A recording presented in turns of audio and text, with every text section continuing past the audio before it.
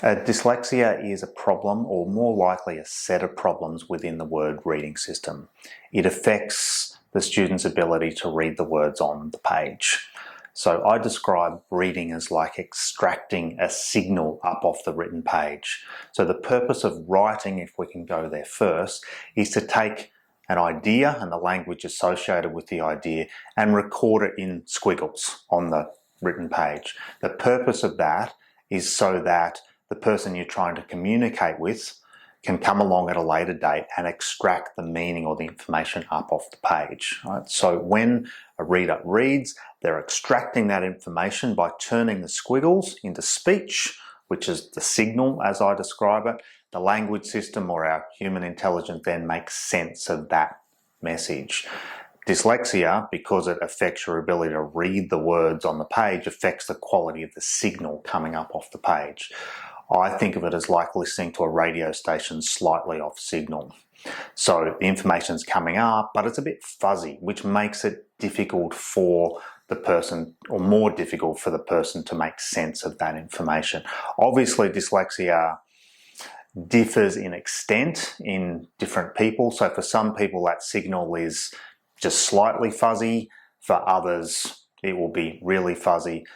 The quality of comprehension also depends upon a person's intelligence as well. So someone who's really bright will often be able to make good, or at least average, sense of even a fuzzy signal. Someone who's not so bright will still have difficulty making sense of even a reasonably clear signal.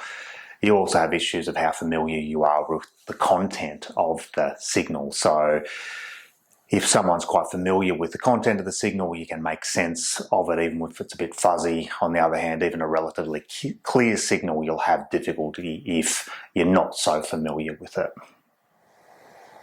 A dysgraphia is a problem, or more likely a set of problems within the spelling system. It affects writing because it adds to the cognitive load or the mental effort required when writing. It isn't a problem with writing per se, so not a problem with written expression, but it does affect written expression, again, because of the mental effort required. It's generally not a problem with motor skills, although there is a subtype of dysgraphia where the student actually knows how to spell a word and can, say, type it or could oral spell it, but they can't physically write it down. But think of it as a problem within the spelling system. Now, the purpose of spelling is to allow one to communicate in writing.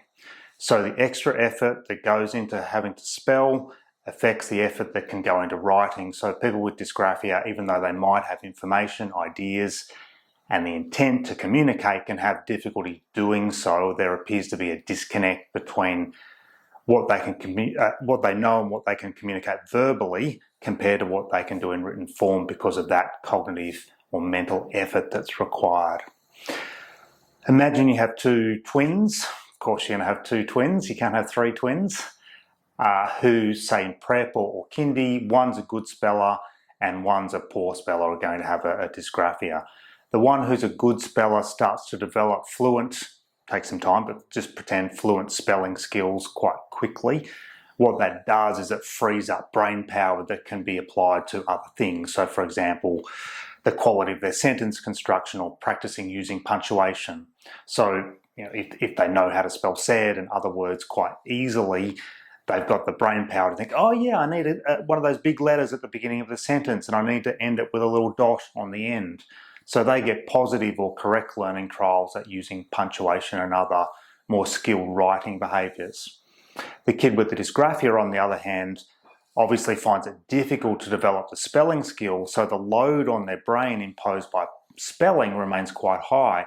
Hence, they have less time and effort to think about or practice those more skilled writing behaviours. So dysgraphia not only affects spelling, but it also affects the amount of quality practice that these kids get at other writing behaviours.